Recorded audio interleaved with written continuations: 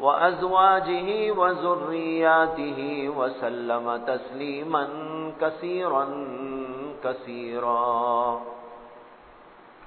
أما بعد فأعوذ بالله من الشيطان الرجيم. بسم الله الرحمن الرحيم. لقد كان لكم في رسول الله أسوة حسنة لمن كان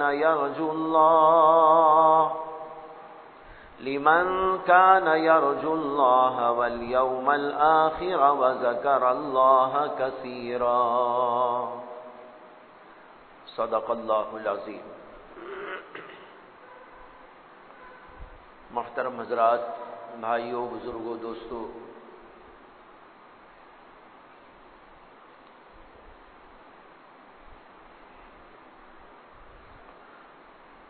گزشتہ بار آپ حضرات کے سامنے رسول اکرم صلی اللہ علیہ وسلم کی ہجرت کا واقعہ پیش کیا جا رہا تھا. بات یہاں تک پہنچی تھی کہ اللہ کے نبی علیہ الصلاۃ والسلام اپنے گھر سے نکل کر صدیق اکبر کے گھر گئے تھے اور پھر صدیق اکبر رضی اللہ تعالیٰ عنہ کو لے کر غار ثور کے اندر تشریف لے گئے. غار ثور میں 3 دن تک اللہ کے نبی علیہ الصلاۃ والسلام کا قیام رہا. یہاں جو واقعات پیش آئے تھے، کفار کا تعاقب کرنا، آپ کا پیچھا کرنا، یہاں تک کہ غار کے قریب پہنچ جانا اور پھر اللہ کی طرف سے آپ کی حفاظت کا قدرتی اور حیرت انگیز نظام قائم کر دیا جانا کہ ایک درخت وہاں اگا دیا گیا، کبوتر نے وہاں پر بچے ڈال دیے، انڈے ڈال کر وہاں پر سینکنا شروع کر ڈالا، اور پھر اسی کے ساتھ یہ کہ جالا تان دیا گیا مکڑی کی جانب سے. یہ سارے عجیب و غریب حالات وہاں پر پیدا کر دیے گئے. کافر بالکل قریب تک پہنچ گئے، لیکن انہوں نے جب وہاں پر دیکھا کہ یہاں پر کبوتری انڈے دیے بیٹھی ہوئی ہے اور درخت بھی یہاں موجود ہے، اور اسی کے ساتھ یہ کہ مکڑی نے یہاں پر جالا تان دیا ہے، اگر کوئی شخص یہاں اندر گیا ہوتا تو یہ کبوتر وہاں نہ بیٹھے ہوتے اور نہ یہ جالا ویسے ہی باقی رہتا. اس لیے ان لوگوں نے ارادہ یہ کر لیا کہ یہاں سے واپس لوٹ جائیں. اللہ کے نبی علیہ الصلاۃ والسلام اور صدیق اکبر رضی اللہ تعالی عنہ اندر سے دیکھ رہے تھے کہ یہ کفار یہ باتیں کر رہے ہیں، اور ان کے پیروں کو اللہ کے نبی علیہ الصلاۃ والسلام بھی اور صدیق اکبر رضی اللہ تعالی عنہ بھی دیکھ رہے تھے. یہ کفار وہاں سے یہ سب کچھ دیکھ کر واپس ہو گئے. صدیق اکبر رضی اللہ تعالی عنہ نے آپ سے کہا کہ یا رسول اللہ، یہ کافر لوگ یہاں قریب تک پہنچ چکے ہیں اور ان کے پیر بھی نظر آ رہے ہیں، اور بعض پیروں کو دیکھ کر مجھے اندازہ بھی ہو رہا ہے یہ فلاں کافر کا پیر ہے، یہ فلاں کافر کا پیر ہے. یہ اگر ہم کو ذرا سا بھی جھانک کر دیکھ لیں گے تو ہم ان کو نظر آ جائیں گے. اللہ کے نبی علیہ الصلاۃ والسلام نے فرمایا لا تحزن ان اللہ معنا، غم نہ کرو، اللہ تعالی ہمارے ساتھ میں ہے.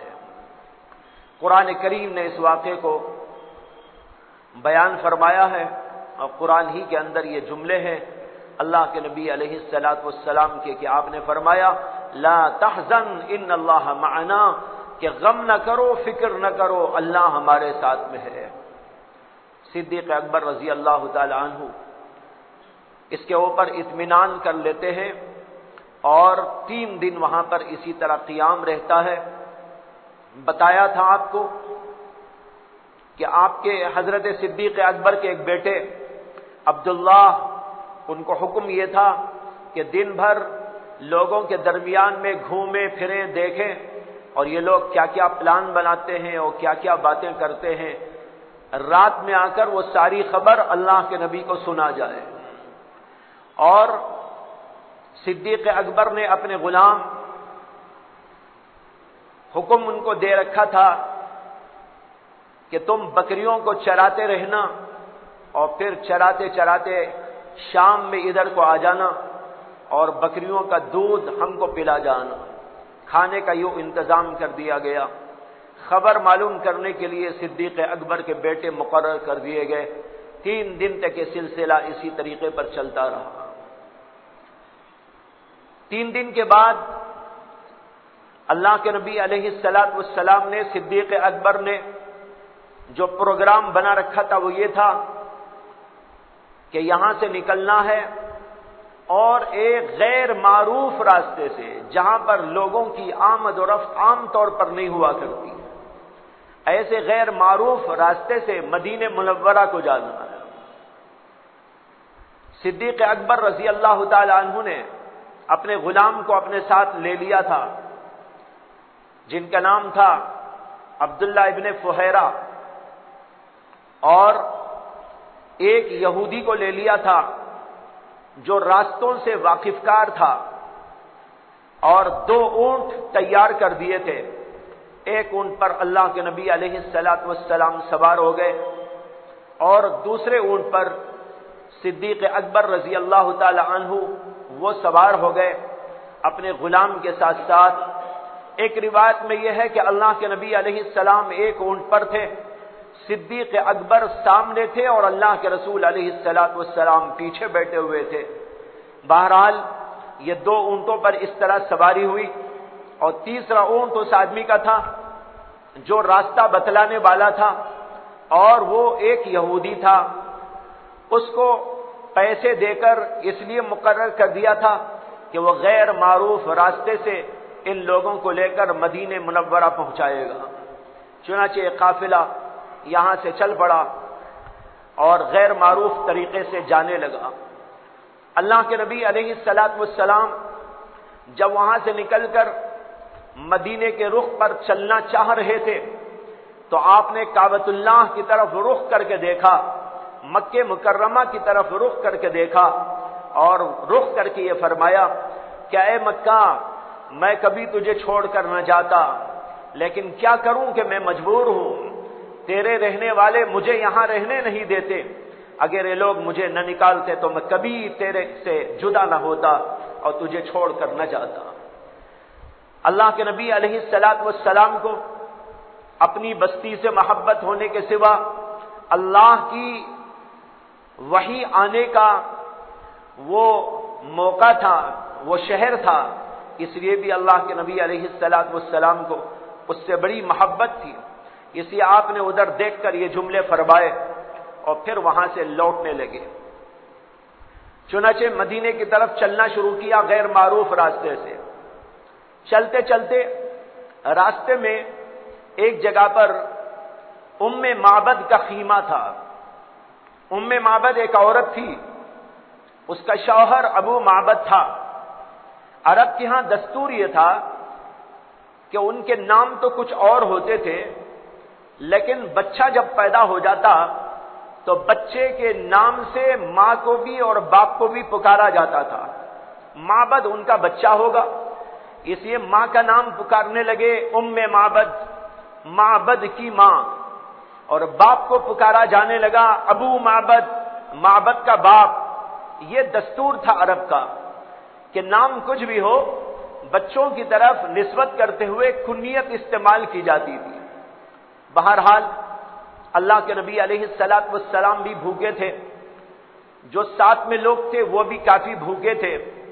اللہ کے نبی علیہ الصلاۃ والسلام نے دیکھا کہ ام معبد کا خیمہ ہے، اور یہ وہ خیمہ تھا جہاں پر لوگ آتے وہ جاتے، کچھ دودھ وغیرہ خرید لیتے، پینے والے پی لیتے. گویا کہ یوں سمجھے جیسے کہ آج کل راستوں میں ڈھابا ہوتا ہے، کچھ کھانے کی چیز مل جاتی ہے، پینے کی چیز مل جاتی ہے. اب تو مستقل ہے، لیکن اس زمانے میں مستقل طور پر نہیں، کچھ لوگ انتظام کر دیتے تھے تاکہ مسافرین جو آتے وہ جاتے رہتے ہیں ان کے لیے کچھ کھانے و پینے کا انتظام ہو جائے. ام معبد کا خیمہ اسی طرح کا خیمہ تھا. اللہ کے نبی علیہ الصلوۃ والسلام نے وہاں پر رک کر دریافت کیا کہ تمہارے پاس کچھ کھانے پینے کی چیز ہو تو ہم لینا چاہتے ہیں۔ ام معبد کے خیمے میں اللہ کے نبی علیہ الصلوۃ والسلام بھی صحابہ گئے اور دیکھا اور پوچھا تو اس نے کہا نہیں، اس وقت میں یہاں کوئی چیز فراہم نہیں ہے۔ اتفاق ایسا تھا کہ کوئی چیز میسر نہیں تھی، البتہ ایک بکری کھڑی ہوئی تھی ایک کونے میں، اور وہ اتنی مریل اور دیکھنے میں ایسی جس سے پتہ چلتا تھا کہ اس میں دودھ کا ایک قطرہ بھی نہ ہوگا۔ ام معبد سے اللہ کے نبی علیہ الصلوۃ والسلام نے فرمایا کہ یہ تو بکری کھڑی ہوئی ہے، اس سے دودھ نکال کے ہم کو پلا دو۔ اس نے کہا کہ اس کے اندر دودھ نہیں ہے، اور جو ہماری بکریاں ہیں تو ابو معبد ان کو چرانے کے لیے جنگل میں لے گیا ہے، یعنی اس کا شوہر، وہ ساری بکریاں گئی ہوئی ہیں، اور یہ بکری بہت کمزور، لاغر اور کسی طور پر چلنے کے قابل نہ تھی، اس لیے ابو معبد اس کو یہیں چھوڑ کے چلے گئے ہیں، اس لیے یہ تو دودھ دینے کے قابل نہیں۔ اللہ کے رسول علیہ الصلوۃ والسلام نے فرمایا اگر تمہاری اجازت ہو تو میں اس سے دودھ نکال لوں۔ ام معبد نے کہا اگر آپ نکالنا چاہیں تو اجازت ہے، نکال لیجئے، باقی اس کے اندر دودھ تو کچھ ہے نہیں۔ روایتوں میں آتا ہے کہ اللہ کے نبی علیہ الصلوۃ والسلام نے برتن منگوایا اور ایسا بیٹھ گئے جیسے کہ دودھ نکالنے والے جانوروں سے بیٹھ جایا کرتے ہیں، یعنی دو زانوں بیٹھ گئے اور برتن رکھ کر بکری کو ہاتھ لگایا اور اس کے تھنوں پہ ہاتھ مارا اور اس کے بعد دودھ دوہنا شروع کیا۔ بس کیا کہنا کہ اللہ کے نبی علیہ السلام ہاتھ لگاتے جا رہے ہیں اور فر فر دودھ نکلتا چلا جا رہا ہے۔ ادھر دیکھا ام معبد نے تو وہ حیران ہو رہی تھی کہ اس میں دودھ کہاں سے آ گیا، دودھ کا نام و نشان نہ تھا، لیکن یہاں تو اتنا دودھ آ رہا ہے، اتنا دودھ آ رہا ہے کہ زندگی میں کبھی اتنا دودھ اس بکری نے دیا ہی نہیں تھا۔ برتن پورا بھر گیا۔ اللہ کے نبی علیہ الصلوۃ والسلام نے خود بھی پیا، صحابہ کرام کو پلایا جو ساتھ میں تھے، اور جو آدمی بھی ساتھ میں تھے ان کو بھی پلایا، اور پھر اور ایک مرتبہ دودھ دوہا اور برتن کو بھر کر ام معبد کو دے دیا کہ یہ تم استعمال کر لو، اور بکری جہاں کھڑی تھی بس وہاں پر کھڑا کر دی۔ اس کے بعد وہاں سے نکل کے چلے گئے۔ نکل کر گئے، کچھ ہی دیر کے بعد ام معبد کا شوہر ابو معبد واپس آئے۔ واپس آ کر گھر میں دیکھا کہ بڑے برتن میں دودھ بھرا ہوا ہے۔ بڑا تعجب ہوا کہ دودھ اتنا کہاں سے آ گیا، ساری بکریاں تو خود چرانے لے گئے تھے، اور یہاں پر ایک بکری جو موجود تھی وہ تو دودھ دینے کے قابل نہ تھی۔ ام معبد سے پوچھا کہ ام معبد یہ دودھ کہاں سے آ گیا؟ تو حضرت ام معبد نے، اچھا یہ بھی قصہ وہاں پر ہوا کہ اللہ کے نبی علیہ الصلوۃ والسلام نے ام معبد کو دین کی دعوت دی اور انہوں نے اسلام قبول کر لیا۔ اس کے بعد اللہ کے نبی وہاں سے چلے گئے تھے۔ ابو معبد نے آ کر جب پوچھا تو ام معبد نے کہا کہ ابھی ایک صاحب آئے تھے اور پھر اللہ کے نبی علیہ السلام کا حلیہ بیان کیا۔ آپ کا چہرہ ایسا تھا، آپ کے گال ایسے تھے، آپ کی پیشانی ایسی تھی، آپ کے اندر یہ رونق تھی، ایسا چلنے والے تھے اور ایسا بولنے والے تھے، اور آپ کی یہ فصاحت، آپ کی یہ بلاغت، یہ آپ کا انداز، آنکھیں آپ کی ایسی، ناک آپ کی ایسی، دانت آپ کے ایسے، پورا حلیہ اللہ کے نبی علیہ الصلوۃ والسلام کا ام معبد نے پیش کیا، اور تاریخ کی اور حدیث کی کتابوں میں وہ آج تک لکھا ہوا موجود ہے انہوں نے کن کن الفاظ کے ساتھ اللہ کے نبی علیہ الصلوۃ والسلام کا حلیہ مبارک پیش کیا تھا، ایسے بلند و بالا الفاظ میں اور ایسے فصیح اور بلیغ عنوانات کے ساتھ کہ علماء نے اس کی تشریح کے اندر مستقل کتابیں لکھ دی۔ چنانچہ وہ کتابیں میں ملتی ہیں جس کے اندر حضرت معبد کے ان اقوال اور حضور اقدس صلی اللہ علیہ وسلم کے حلیہ مبارک کے بارے میں تفصیلات کو مکمل جو ہے تشریح کے ساتھ میں پیش کیا گیا. بہرحال ابو معبد نے جب پوچھا یہ کیا ہوا، دودھ کہاں سے آیا، تو معبد نے حضور کا حلیہ بیان کر کے کہا ایک ایسے شخص آئے تھے، ان کی گفتگو کا یہ انداز تھا، ان کے رہن سہن کا یہ انداز تھا، ان کی صورت اور شکل ایسی پیاری تھی، وہ آئے تھے اور انہوں نے ایسا کیا، اور پھر جو واقعہ گزرا تھا وہ پورا قصہ بیان کیا، اور انہوں نے یہ دودھ نکال کر اسی مریل بکری سے خود بھی پیا، اپنے صحابہ کو پلایا اور یہاں پر بھی دے دیا، یہ ان کا دیا ہوا دودھ یہاں پر رکھا ہوا موجود ہے. جب ابو معبد نے سنا تو ابو معبد کو معلوم تھا کہ مکہ مکرمہ میں محمد الرسول اللہ صلی اللہ علیہ وسلم آئے ہوئے ہیں، اور وہاں پر لوگوں کے اندر جو کھلبلی تھی وہ بھی معلوم تھا، اور یہ بھی معلوم تھا کہ جو ہے ابھی 2-3 دن پہلے وہ کہیں غائب ہو گئے ہیں، اور مکے والے ان کی تلاش و جستجو میں ہیں. اور یہ بھی اس کو معلوم تھا کہ مکے والوں نے یہ اعلان کیا ہے کہ جو آدمی ان کو زندہ یا مردہ پکڑ کر پیش کر دے گا اسے 100 سرخ اونٹ دیے جائے گی. یہ ساری بات ابو معبد کے ذہن میں تھی. جو ہی اس نے یہ سنا کہ ایسے ایک شخص آئے تھے تو اس کا ذہن فوراً کہنے لگا یہ ہو نہ ہو وہ صاحب قریش ہیں، یعنی قریش کے خاندان کے وہی آدمی ہیں جن کو لوگ پکڑنا چاہتے ہیں. اس کے بعد ابو معبد نے اپنے گھر کو چھوڑا اور اسی راستے کو اختیار کیا جس پر اللہ کے نبی علیہ الصلوۃ والسلام چل رہے تھے. چلتے چلتے اس کی نیت تو پتہ نہیں کیا تھی اس وقت میں، شاید یہ نیت تھی کہ ان کو میں جا کر پکڑ لوں اور لا کر پیش کر دوں، اور قریش نے جو اعلان کیا ہے اس کے مطابق میں وہاں سے کچھ روپیہ پیسہ اور یہ انعام حاصل کر لوں. بہرحال یہ خیال کرتے ہوئے وہاں سے نکل کر اللہ کے نبی علیہ الصلوۃ والسلام کی خدمت میں پہنچ گئے. وہاں پر پہنچنے کے بعد ان کی نیت بدل گئی. اللہ کے نبی کو دیکھنے کے بعد، اللہ کے نبی علیہ الصلوۃ والسلام سے ملاقات کے بعد انہوں نے یہ نیت کر لی کہ مجھے بھی اسلام میں داخل ہونا ہے. چنانچہ وہاں پر انہوں نے بھی اسلام قبول کر لیا. پھر وہ واپس چلے آئے. ایک قصہ تو درمیان میں یہ ہوا. اب اللہ کے نبی علیہ الصلوۃ والسلام چلے جا رہے ہیں، لمبا چوڑا سفر ہے. اب تو مکے کی وادیوں کو چھوڑ کر آگے بڑھ چکے ہیں. چلتے چلتے راستے میں ایک جگہ پر ایک اور واقعہ پیش آیا. وہ یہ ہے کہ ایک شخص تھا جس کا نام تھا سراقہ ابن مالک ابن جوشم. سراقہ ابن مالک ابن جوشم مکے کا رہنے والا. جب یہاں پر یہ سب کچھ ہو رہا تھا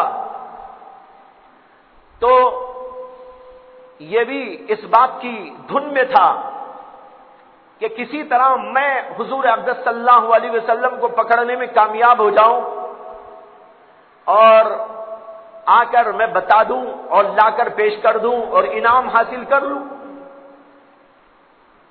اس کے ذہن میں یہ بات تھی.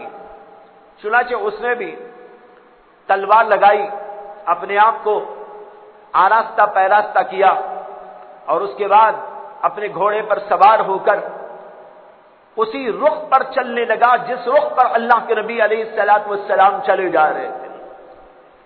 یہ اس طریقے پر ہوا کہ وہ اپنے گھر میں بیٹھا ہوا تھا. کوئی صاحب ادھر سے آئے اور آتے ہوئے انہوں نے کہا کہ میں اس راستے سے آ رہا تھا تو لوگوں نے ان سے پوچھا وہاں تم نے کسی کو دیکھا؟ تو اس نے کہا ہاں میں نے دیکھا، 1-2-3 آدمی ادھر جا رہے تھے. اس نے یہ بات سن لی. سنتے ہی اس کے ذہن نے کہا کہ شاید وہی ہے محمد الرسول اللہ صلی اللہ علیہ وسلم، مریض اسی راستے سے جا رہے ہیں. اس لیے اس نے فوراً اسی راستے کو اختیار کیا اور چلتے چلتے چلتے اپنے گھوڑے کو دوڑاتے دوڑاتے اسی جگہ پر بعینی ہی پہنچ گیا جہاں محمد رسول اللہ صلی اللہ علیہ وسلم تشریف لے جا رہے تھے۔ کچھ فاصلہ رہ گیا تھا، چند قدم پہلے اللہ کے رسول ہیں، چند قدم پیچھے یہ پہنچ گیا ہے۔ پہنچنے کے بعد اللہ کے نبی علیہ السلام نے بھی دیکھ لیا اور ابو بکر صدیق نے بھی دیکھ لیا کہ یہ شخص آ رہا ہے، پیچھا کر رہا ہے۔ اللہ کے نبی علیہ السلام نے اپنی رفتار کو تیز کیا اور یہ بھی پیچھے پیچھے آ رہا تھا۔ اس نے وہیں پر کھڑے ہو کر سب سے پہلے تو تیر نکالے اپنے، جس سے کہ لوگ قسمت کی باتیں جاننے کی کوشش کرتے تھے۔ چنانچہ اس نے تیر نکالے اور تیر سے قسمت کے فیصلے معلوم کرتے تھے۔ ایک تیر پہ لکھا ہوتا تھا نعم، ایک تیر پہ لکھا ہوتا تھا نا، یعنی نہ اور ہاں یہ لکھا ہوا ہوتا تھا۔ اس کو اس نے نکالا، نکالنے کے بعد جب اس میں سے ایک تیر کو نکالا، جواب ملا نا، یعنی لا، اٹھاؤ مت، آگے بڑھو مت۔ لیکن اس کے باوجود لالچ تھا اس کے دل کے اندر، اس نے کہا نہیں، مجھ کو آگے بڑھنا چاہیے۔ چنانچہ تیروں کو تو رکھ کر آگے بڑھنے کی جو کوشش کیا، اللہ تبارک و تعالی نے اس کے گھوڑے کو زمین کے اندر دھسا دیا۔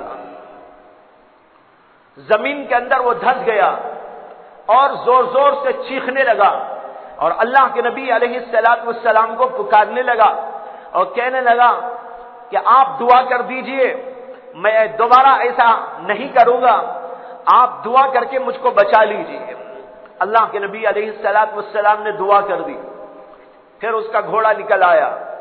اس کے باوجود لالچ اس کے دل میں تھا، پھر آگے بڑھنے کی کوشش کیا، دوبارہ اللہ نے اس کو دھسا دیا، پھر اس نے معافی مانگی، اللہ کے نبی نے دعا کر دی اور تیسری دفعہ بھی اسی طرح ہوا، 3 دفعہ دھسا اور 3 دفعہ بھی اللہ کے نبی علیہ السلام کی دعا کی بدولت اس کو اللہ تبارک و تعالی نے بچا لیا۔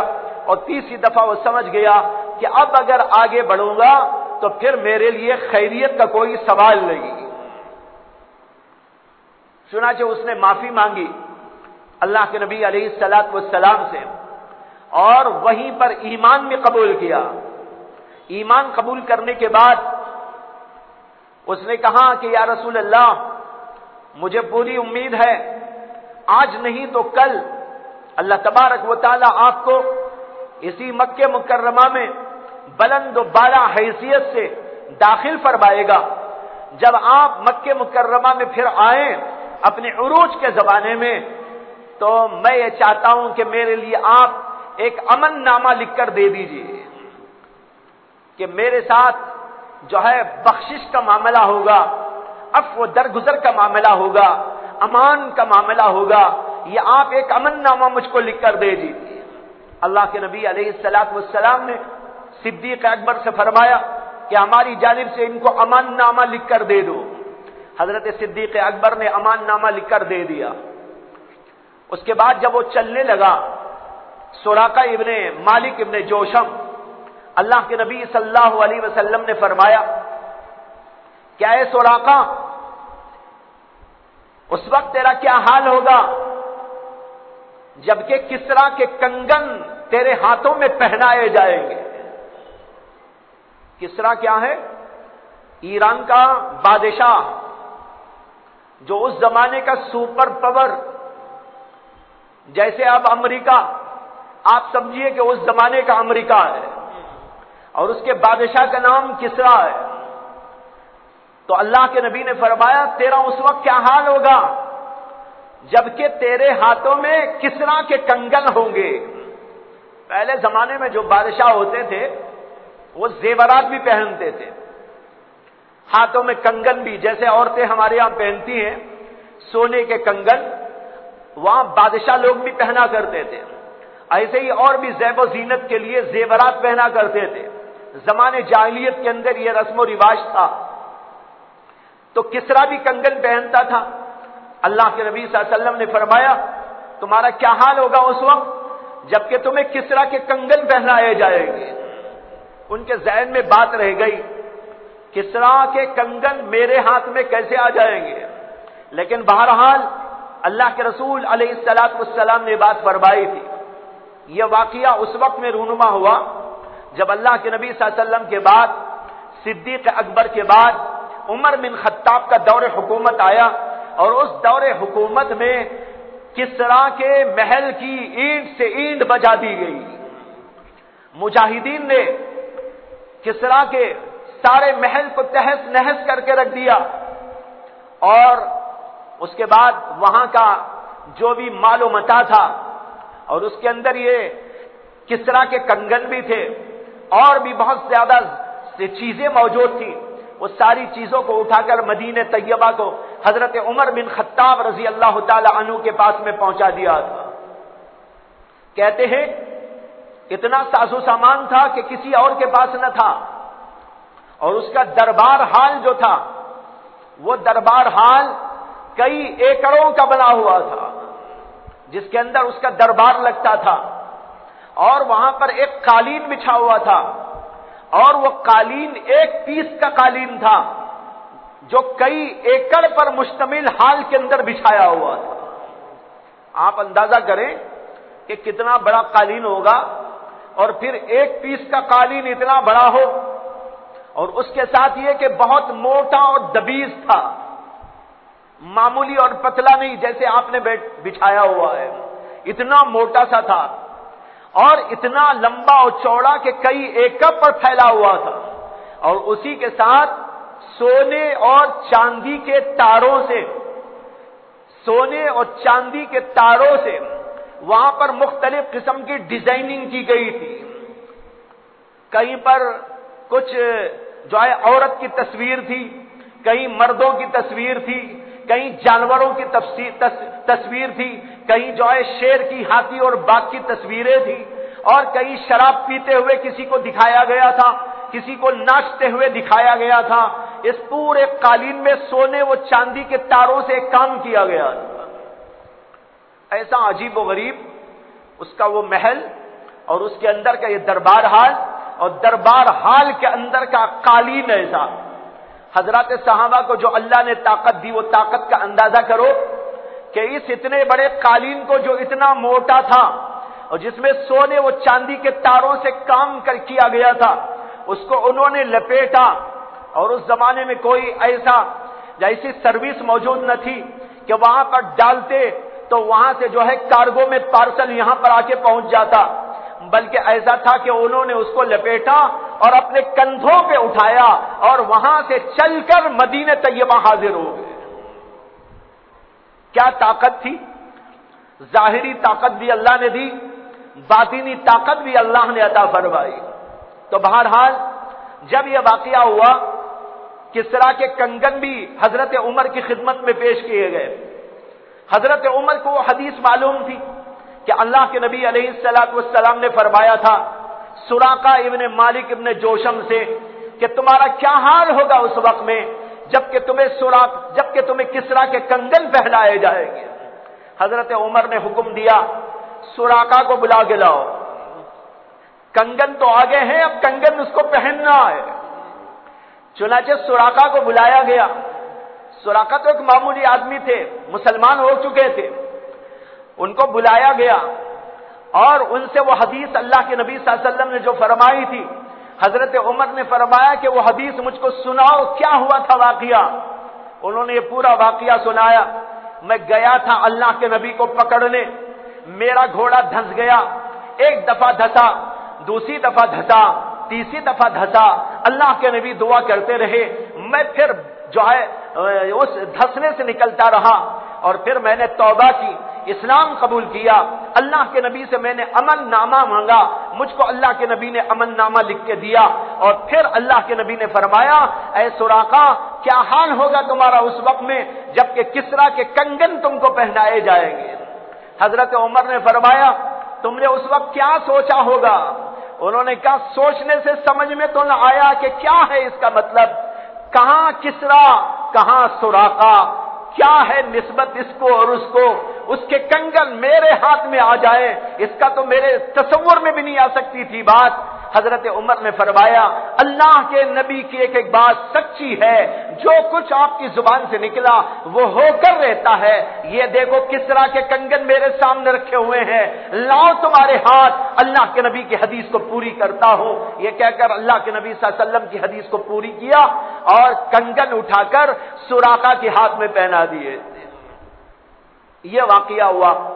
اس کے بعد بہرحال اللہ کے نبی علیہ السلام آگے بڑھتے رہے، اور پھر یہ سراقہ جب واپس ہوئے تو اور بھی بہت سارے لوگ کوششیں کر رہے تھے، اس لیے کہ بہت بڑا انعام رکھا گیا تھا حضور صلی اللہ علیہ وسلم کے سر پر، 100 سرخ اونٹ، گویا کہ اس زمانے کا کروڑ پتی آدمی ہو جائے جس کو سرخ 100 اونٹ مل جائے، تو ہر آدمی کی خواہش ہو رہی تھی میں کام کروں وہ سرخ اونٹ لے لوں۔ سراقہ گئے اور یوں آ گئے، اور بھی لوگ کوششیں کر رہے تھے، کچھ لوگ اسی راستے پر سراقہ سے ملنے لگے، سراقہ کو دیکھ کر پوچھا ارے بھائی کہاں سے آ رہے ہو؟ انہوں نے کہا میں محمد کو تلاش کرنے گیا تھا، مجھے خبر ملی تھی ادھر ہے، لیکن تلاش کر کے آ گیا ہوں، کہیں ادھر نہیں جاؤ، ادھر نہیں ہے وہ، ادھر جاؤ ادھر جاؤ۔ لوگوں کو ادھر ادھر کرتے رہے، اور ادھر اللہ کے نبی علیہ الصلوۃ والسلام مکے سے مدینے کی طرف چلتے چلتے مدینے کے قریب ہو گئے۔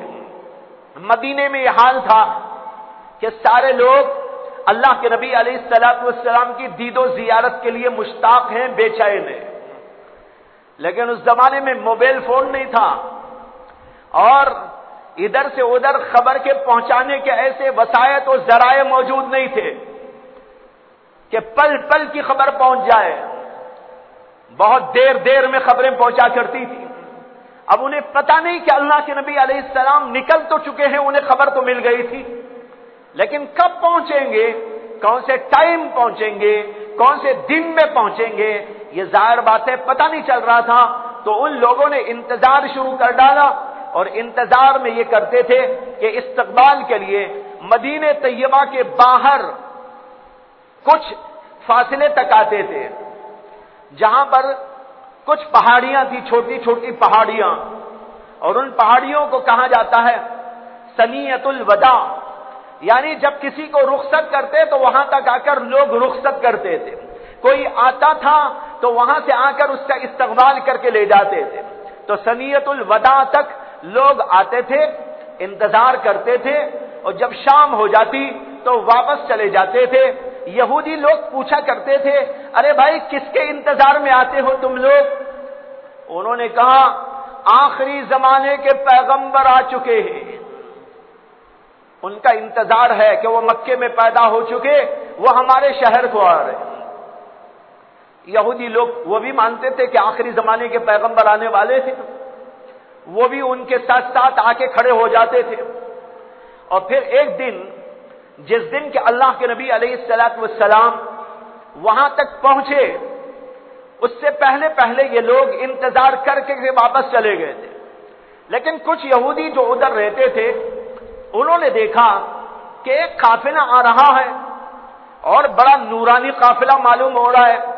انہوں نے سوچا اور سمجھا شاید انہی کا انتظار کرتے تھے یہ لوگ، اس لیے یہودیوں نے پکار پکار کر کہا ارے انصاریوں، جن کا تم انتظار کرتے تھے وہ تو آ گئے، آ جاؤ آ جاؤ۔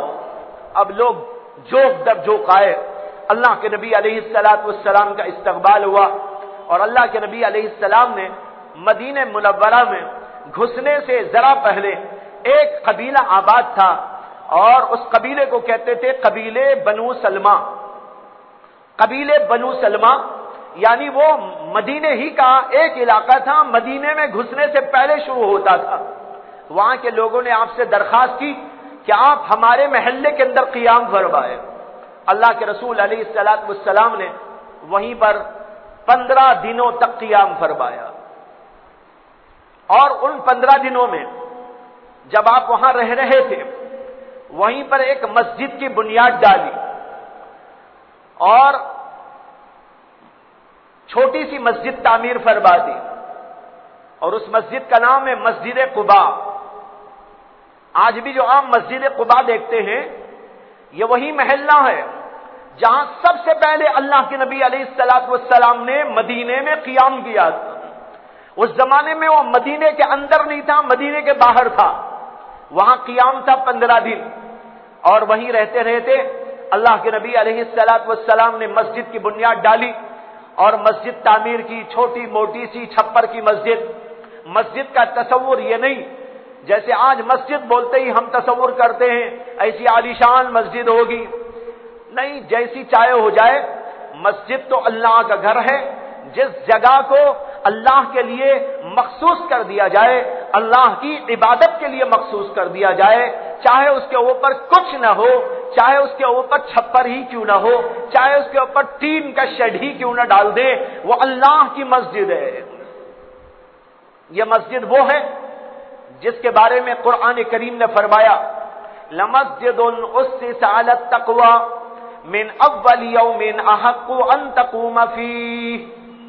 اللہ نے فرمایا وہ مسجد جس کی بنیاد پہلے ہی دن سے تقوی پر رکھی گئی ہے، یہ مسجد زیادہ حقدار ہے کہ اے محمد صلی اللہ علیہ وسلم آپ اس کے اندر نماز پڑھا کریں۔ دیکھو اس مسجد کی تعریف کی اللہ تعالیٰ نے، یہ ہے مسجد قباء، اس کا ذکر قرآن میں بھی اللہ تعالیٰ نے کیا ہے۔ یہ سب سے پہلے مسجد بنائی گئی تھی، اس مسجد میں ثواب بھی بتایا گیا ہے۔ اللہ کے نبی صلی اللہ علیہ وسلم نے فرمایا جو وہاں پر جاتا ہے اور 2 رکعت نماز پڑھتا ہے اسے 1 عمرے کا ثواب ملتا ہے۔ اسی لیے آج بھی حاجی لوگ یا عمرہ کرنے کے لیے جو لوگ جاتے ہیں وہ مدینہ طیبہ میں مسجد قباء کو بھی جاتے ہیں، وہاں پر نماز پڑھتے ہیں اور آتے ہیں، اس لیے کہ اس کا بڑا ثواب بتایا گیا ہے۔ بہرحال اس کے بعد اللہ کے نبی علیہ الصلوۃ والسلام نے مدینے کے اندر جانے کا ارادہ فرمایا تو آپ نے اپنے ننیالی رشتہ داروں کو، یہ آپ کے ذہن میں ہونا چاہیے کہ اللہ کے نبی علیہ الصلوۃ والسلام کی والدہ وہ مدینے کی رہنے والی تھی، اس لیے آپ کے ننیالی رشتہ دار سب مدینہ طیبہ کے ہیں۔ تو وہاں اللہ کے نبی نے پیغام بھیجا کہ وہ لوگ آ جائیں، چنانچہ پورے خاندانی لوگ وہاں پر جمع ہو گئے اور وہ سب کے سب ہتھیارات سے لیس تھے، جیسے کوئی باڈی گارڈز ہوتے ہیں، سیکیورٹی فورسز ہوتی ہیں، اس طرح وہ اپنے آپ کو لیس کیے ہوئے تھے۔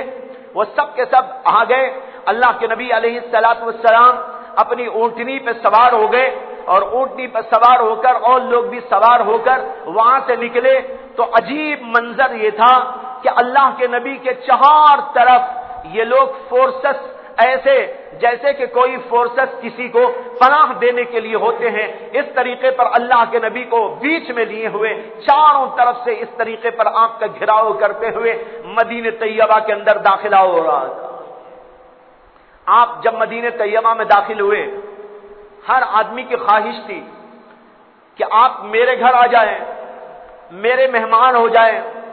بڑے بڑے لوگ وہاں موجود تھے اور بڑے بڑے مالدار لوگ بھی موجود تھے، انصاریوں کے اندر بڑے مالدار قسم کے لوگ بھی گزرے ہیں۔ ان لوگوں کی چاہت تھی اللہ کے نبی ہمارے گھر میں آ جائیں، ہمارا گھر بہت بڑا ہے، ہمارا گھر بڑا عظیم الشان ہے، ہمارے گھر میں بڑی سہولتیں ہیں۔ ہر آدمی کی خواہش تھی، پیشکش کی جا رہی تھی، اے اللہ کے نبی آپ میرے گھر آ جائیں۔ لیکن آپ نے کہا کہ مجھے کہاں ٹھہرنا ہے اس کا فیصلہ آسمانوں سے ہوگا، میں اپنی طرف سے کوئی فیصلہ نہیں کر سکتا، میں اللہ کے حکم کے انتظار میں ہوں، اس لیے مجھ کو چھوڑ دو اور میری اونٹنی کو بھی چھوڑ دو، جہاں یہ اونٹنی جائے گی بیٹھ جائے گی سمجھا جائے گا کہ وہاں مجھ کو اترنے اور رہنے کا حکم دیا گیا۔ اب سارے لوگ دیکھ رہے تھے اللہ کے نبی جا رہے ہیں اور سارے لوگ اللہ کے نبی کے ساتھ چل رہے، کہاں بیٹھے گی اونٹنی پتہ نہیں، چلتے چلتے چلتے چلتے وہ حضرت ابو ایوب انصاری رضی اللہ عنہ کے مکان کے پاس میں جا کے بیٹھ گئے۔ ایوب انصاری کا مکان وہاں تھا جہاں آج مسجد نبوی ہے، مسجد نبوی کے بالکل بازو وہیں ان کا مکان تھا، وہاں پر جا کر اونٹنی بیٹھ گئی۔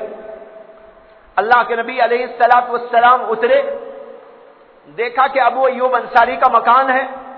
ابو ایوب انصاری نے کہا یا رسول اللہ یہ مکان میرا ہے، اونٹنی یہاں بیٹھی ہے، لہذا آپ میرے مکان پہ تشریف لائے۔ اللہ کے نبی علیہ السلام حضرت ابو ایوب انصاری کے مکان میں تشریف لے گئے۔ ابو ایوب انصاری کے مکان کے دو حصے تھے، ایک حصہ نیچے کا، ایک حصہ بالائی اوپر والا، دو حصوں میں ان کا مکان تھا۔ اوپر کا جو حصہ تھا وہ حصہ انہوں نے اللہ کے نبی علیہ الصلوۃ والسلام کے لیے مخصوص کر دیا تھا کہ اگر آپ تشریف لائیں تو یہاں پر رہے، لیکن اللہ کے نبی صلی اللہ علیہ وسلم نے چاہا کہ مجھے اوپر نہیں نیچے رہنا ہے۔ کیوں؟ آپ نے یہ چاہا کہ اگر اوپر رہوں گا تو ان کا گھر پہلے آئے گا، یہاں سے لوگ مجھے ملنے اوپر آئیں گے، نیچے والوں کو تکلیف گزرے گی، یہاں پر عورتیں بھی ہوں گی، یہاں پر بچے بھی ہوں گے، کبھی وہ کھا رہے ہوں گے، کبھی پی رہے ہوں گے، کبھی سو رہے ہوں گے، کبھی اور بھی ضرورتیں ہوں گی، یہاں سے لوگ میرے طرف اوپر ملنے کے لیے آتے وہ جاتے رہیں گے، گھر والوں کو بڑی تکلیف ہوگی۔ آپ نے کہا نہیں، مجھے اوپر نہیں نیچے رہنے دو، اس لیے تم لوگ اوپر ہو جاؤ۔ لیکن اس زمانے میں اوپر نیچے کے جو مکانات ہوتے تھے وہ ایسے نہیں جیسے کہ آج کل کے مکانات ہوتے ہیں، بلکہ اوپر تختے ڈال دیے جاتے تھے۔ تختوں سے، جیسے ہم نے بھی دیکھا ہے بہت ساری جگہ، آج کل بھی آپ کو کہیں کہیں مل جائیں گے کہ اوپر کا حصہ جو ہے وہ تختوں کا بنا ہوا ہے، تو تختوں کا بنا ہوا تھا اوپر والا حصہ۔ اللہ کے نبی علیہ السلام نے فرمایا تم لوگ اوپر رہو، ہم لوگ نیچے رہ جائیں گے۔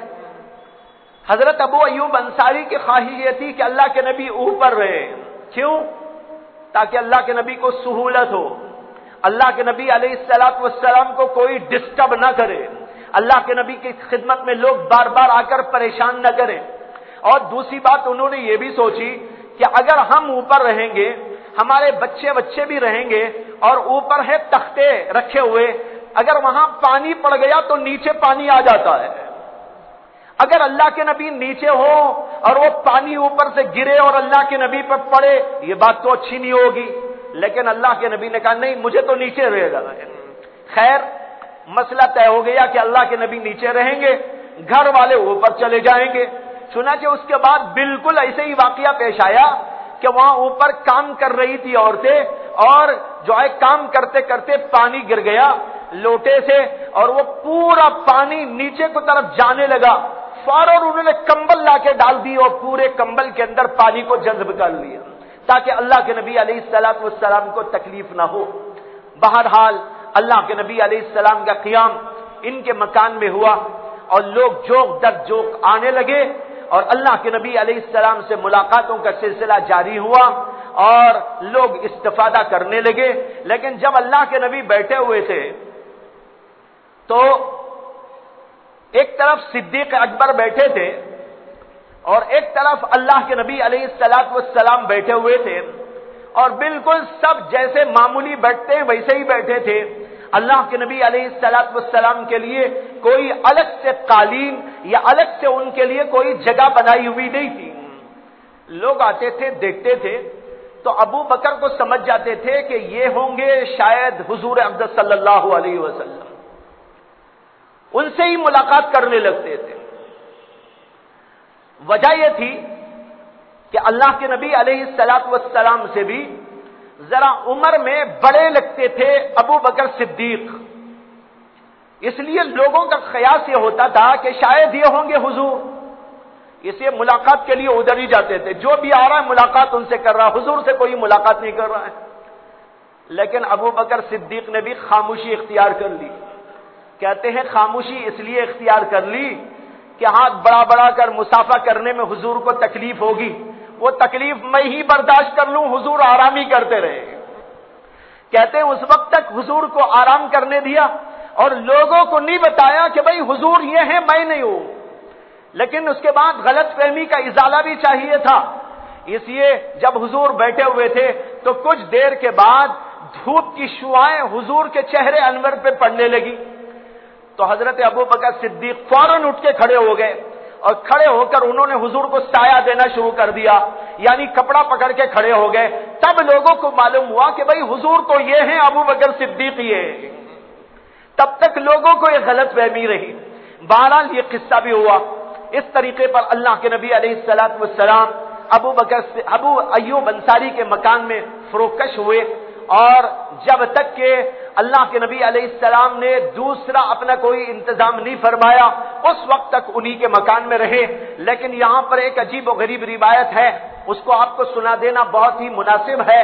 وہ یہ ہے کہ یہ مکان جو ابو ایوب انصاری رہا کرتے تھے، یہ مکان دراصل بنایا تھا ایک بادشاہ نے جس کو تبع کہا جاتا ہے۔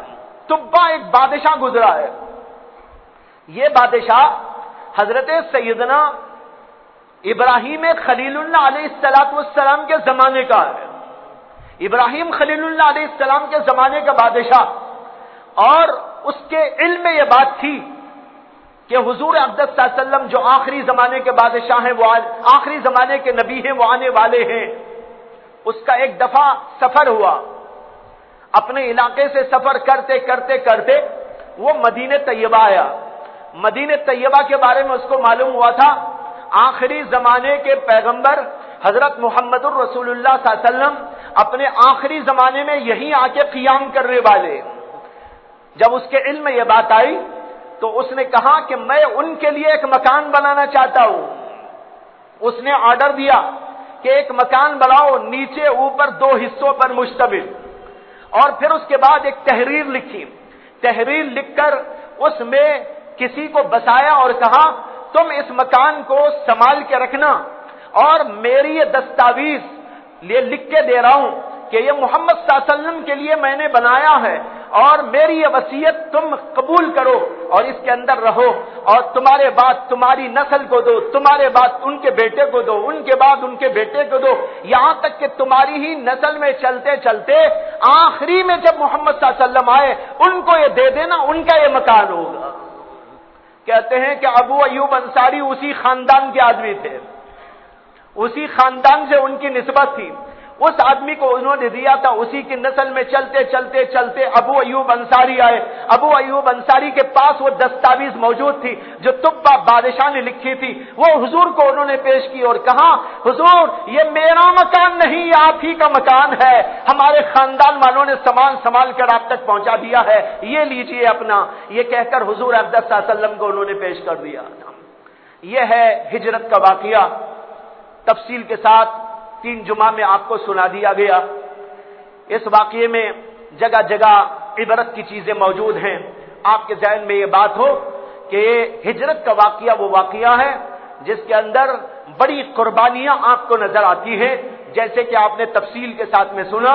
اسی وجہ سے ہماری تاریخ جو ابتدا کی جاتی ہے وہ ہجرت کے واقعے سے اس کو پیش کیا جاتا ہے، اس لیے کہ ہجرت کے واقعے سے اس کو پیش کرنے سے ہمیں یہ واقعہ یاد آئے گا اللہ کے نبی کے ساتھ کیا معاملہ ہوا تھا، مکے میں کیا واقعات پیش آئے تھے، اللہ کے نبی ہجرت کیوں کیے تھے، کیا قربانیاں دی گئی تھی، کس طرح مکانوں کو، دکانوں کو، خاندانوں کو، سب کو خیرباد کیا گیا تھا، صحابہ یہاں پر آ کر کیسے رہے تھے، کس قدر فقر میں، فاقے میں، تنگی میں، مصیبت میں، اور پھر یہاں سے عروج ہوا اسلام کا عروج۔ یہ ساری داستان اور یہ سارے کے سارے واقعات و حالات ہمارے ذہن میں تازہ ہو جائے، اس لیے جب ہم تاریخ اپنی لکھتے ہیں ہجری تاریخ لکھتے ہیں، کوئی اور تاریخ نہیں لکھتے۔ حضرت عمر کے زمانے میں جب یہ مسئلہ پیش آیا تھا کہ اسلام کی تاریخ کی ابتدا کب سے کرنا چاہیے اور کون سے واقعے سے، کسی نے کہا حضور کی پیدائش کے واقعے سے رکھ دیں گے، کسی نے کہا نہیں حضور کی نبوت کے واقعے سے رکھ دیں گے، کسی نے کہا نہیں حضور کی شادی کے واقعے سے رکھ دیں گے۔ مختلف قسم کی رائے تھی۔ حضرت عمر نے کہا نہیں، ہجرت کے واقعے کو اصل منائیں گے، اس لیے کہ ہجرت کے واقعے کے اندر بڑی ہمارے لیے عبرت ہے۔ جب بھی مسلمان ہجرت کی تاریخ کو لکھے گا اسے ہجرت کا واقعہ یاد آئے گا اور اپنے آپ کو سنبھالے گا۔ اللہ تبارک و تعالی ہمیں اور آپ کو ان سارے واقعات سے عبرت لینے اور اپنی زندگیوں کو بنانے کی توفیق عطا فرمائے۔ وآخر دعوانا الحمدللہ رب العالمین۔